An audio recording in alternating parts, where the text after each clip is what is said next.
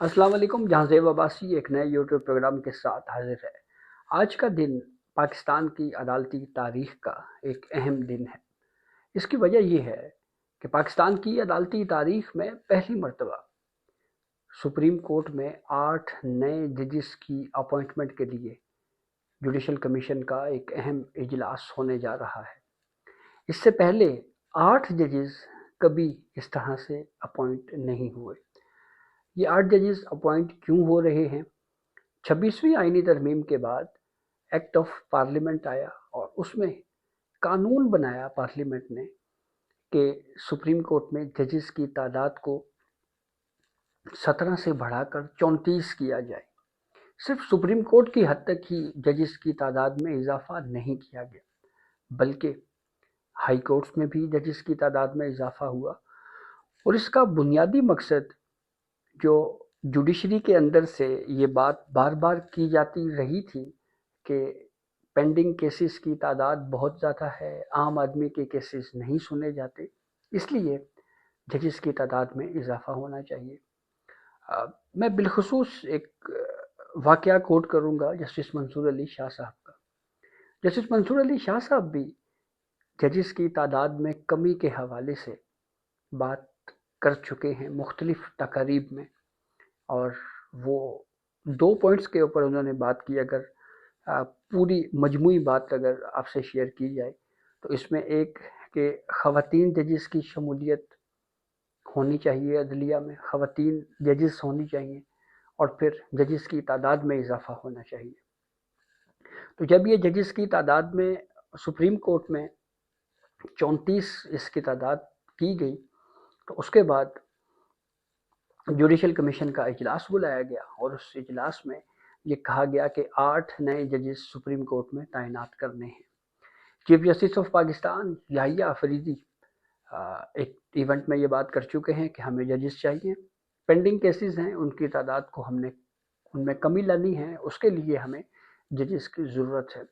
जहाँ पे पाकिस्तान की अदालती तारीख का आज अहम दिन है, वहीं पे एक अनोखा मामला भी हमने देखा कि आईएमएफ को जजेस की अपॉइंटमेंट के मामले में खासी तशवीश है, या उसको देखना चाह रहे हैं।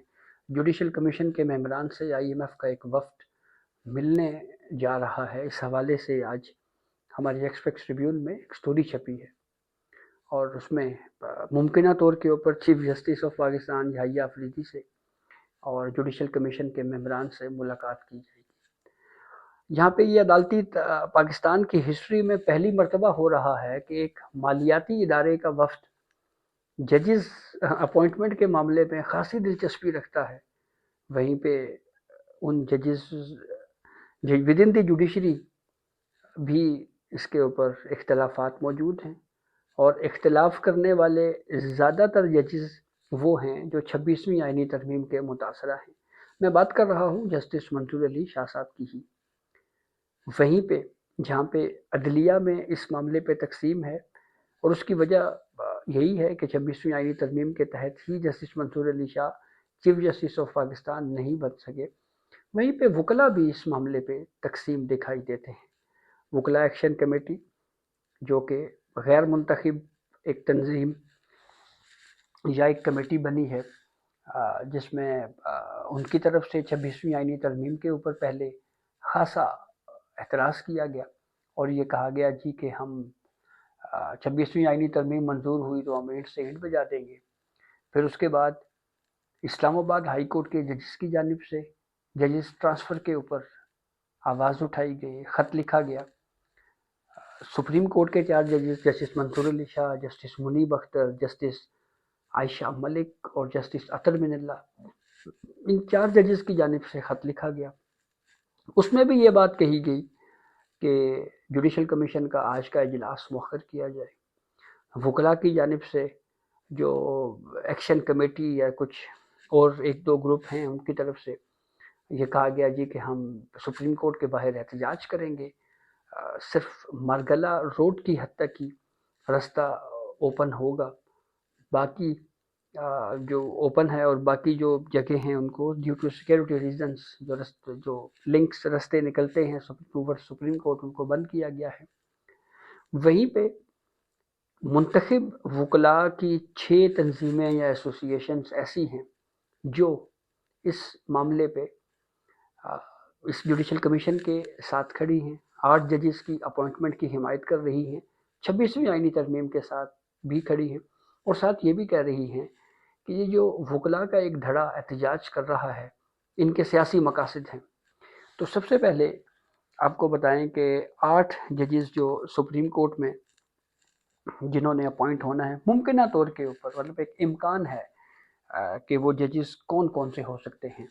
ایک تو امکان یہ ہو سکتا ہے جی کہ پہلے 5 ججز جو ہیں وہ 5 ہائی کورٹس کے چیف جسٹس صاحبان کو اپوائنٹ کیا جائے، یا پھر یہ بھی ہو سکتا ہے کہ سندھ ہائی کورٹ سے 2 ججز بشمول چیف جسٹس اور سینئر جج، جو 4 میں سے کوئی بھی، یہ فیصلہ بہرحال جوڈیشل کمیشن نے کرنا ہے۔ پشاور ہائی کورٹ سے بھی ہو سکتا ہے چیف جسٹس اور ایک کوئی سینئر جج۔ اب 4 سینئر ججز میں سے اسلام آباد ہائی کورٹ کے چیف جسٹس عامر فاروق، اور ان کے علاوہ لاہور ہائی کورٹ سے 2 ججز سینئر ججز 5 میں سے، بلوچستان ہائی کورٹ سے 1 جج جو ہے وہ بھی اپوائنٹ ہو سکتا ہے۔ جہاں پہ یہ اپوائنٹمنٹ کا پروسیس ہے، وہیں پہ لاہور ہائی کورٹ میں 4 مزید ایڈیشنل ججز کی تقرریوں کا فیصلہ کیا گیا ہے۔ جوڈیشل کمیشن نے 4 تقرریوں کے لیے 13 جنوری تک نام طلب کیے ہیں۔ لاہور ہائی کورٹ میں 4 ایڈیشنل ججز ضلعی عدلیہ سے لیے جائیں گے، یعنی جو لوئر جوڈیشری ہے پنجاب کی، اس میں سے۔ تو اس حوالے سے کوائف جو ہے وہ ممبران کے ذریعے یہ کہا گیا ہے جی کہ آپ میں جو نام ہیں وہ بتا دیں، اور یہ جو اجلاس ہے یہ 13 فروری کو ہوگا۔ یہ 6 فروری کے اجلاس میں یہ فیصلہ ہوا تھا۔ جہاں پہ یہ ڈیولپمنٹ ہے، وہیں پہ جو وکلا برادری میں اختلافات ہیں اس کے اوپر بات کرتے ہیں کہ جو یہاں پہ وکلا ایکشن کمیٹی یا اس طرح کی کچھ وکلا کی جانب سے یہ کہا گیا ہے کہ ہم سپریم کورٹ کے باہر احتجاج کریں گے۔ وہیں پہ جو 6 بار ایسوسیشنز یا وکلا تنظیمیں ہیں جو منتخب ہیں، ان میں Pakistan bar council, supreme court bar association, Punjab bar council, Khyber Pakhtunkhwa bar council, Balochistan high court bar association اور Sindh high court bar association ہیں، جن کی جانب سے مشترکہ اعلامیہ جاری کیا گیا ہے۔ جوڈیشل کمیشن کے اس اجلاس کے موقع کے اوپر جو احتجاج کی بات ہو رہی ہے اس کے اوپر، اور اس مشترکہ اعلامیہ میں کہا گیا ہے کہ ہم وکلا برادری کے منتخب نمائندے ہمیشہ قانون کی حکمرانی، عدلیہ کی آزادی، اداروں کی بالادستی اور آئین کی پاسداری کے لیے کھڑے رہے ہیں۔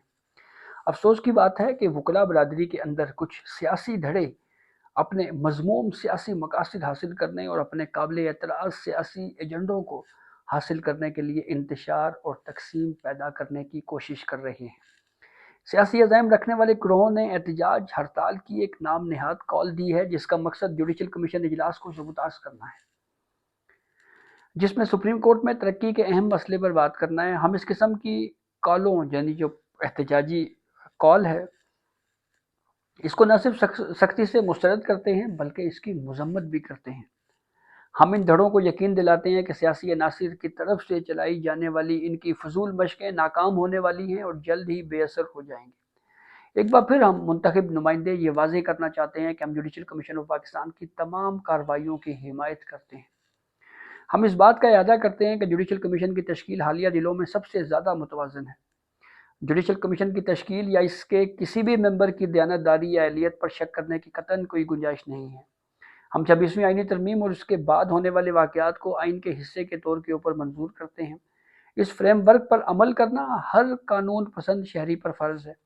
ہڑتال کی کال صرف اور صرف منتخب نمائندے دے سکتے ہیں۔ غیر منتخب تقریبی عناصر ہڑتال کی کال نہیں دے سکتے۔ ایسے عناصر کی اپنی آئینی اور قانونی ذمہ داریوں کو پورا کرنے والی آزاد عدلیہ کی مخالفت پر مذمت کی جانی چاہیے۔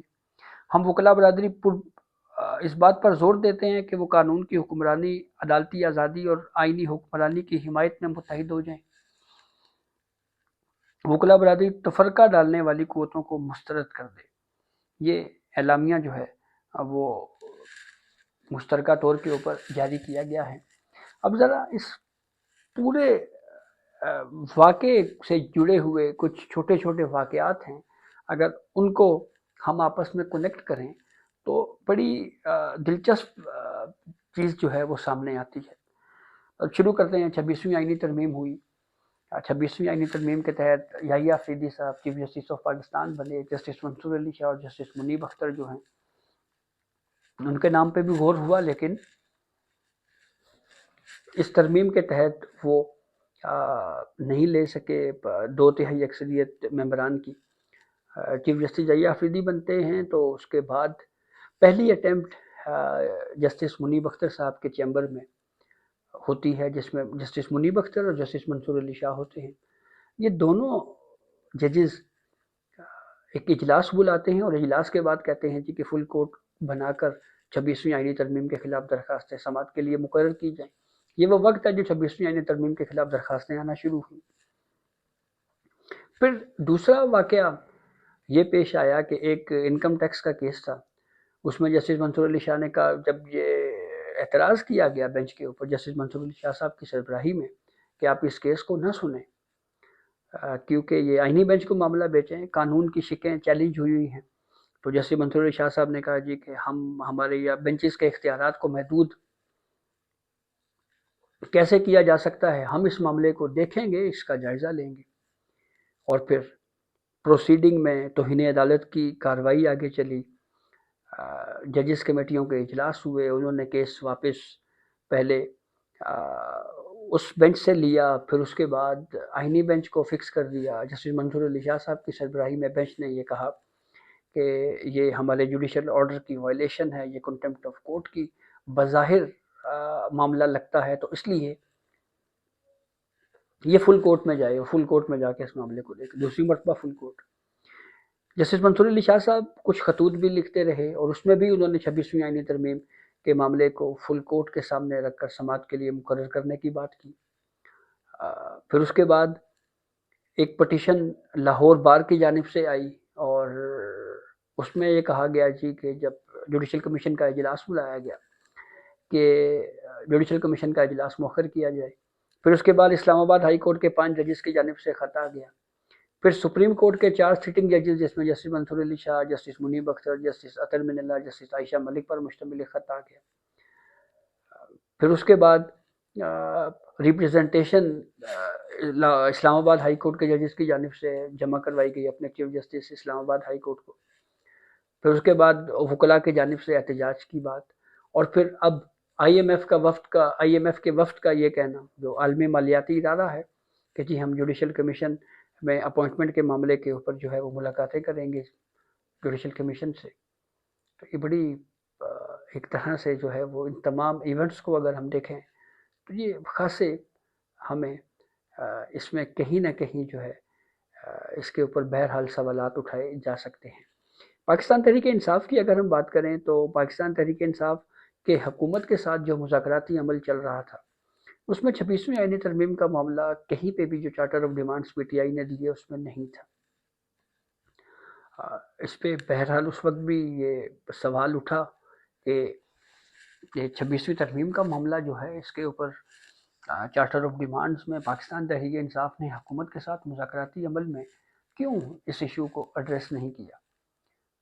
پھر جب وہ مذاکراتی عمل بذات خود جو ہے وہ ختم ہو گیا اس کے اوپر، کیونکہ پاکستان تحریک انصاف جو ہے وہ کہیں اور بھی مذاکرات اس کے شروع ہو گئے، بات چیت شروع ہو گئی، تو پھر یہ ہوا کہ پی ٹی آئی نے 26ویں آئینی ترمیم کے خلاف میرے خیال میں سب سے آخر میں آرٹیکل 184(3) کی پٹیشن سپریم کورٹ میں فائل کی، اور پھر دوبارہ اب 26ویں آئینی ترمیم فل کورٹ اور یہ ساری باتیں دوبارہ چل رہی ہیں۔ تو دیکھیں آج کے دن جوڈیشل کمیشن کے اجلاس میں جو ہے وہ کیا فیصلہ ہوتا ہے۔ تو یہ اب تک کی اپڈیٹ تھی جس سے ہم نے آپ کو آگاہ کیا۔ بہت شکریہ۔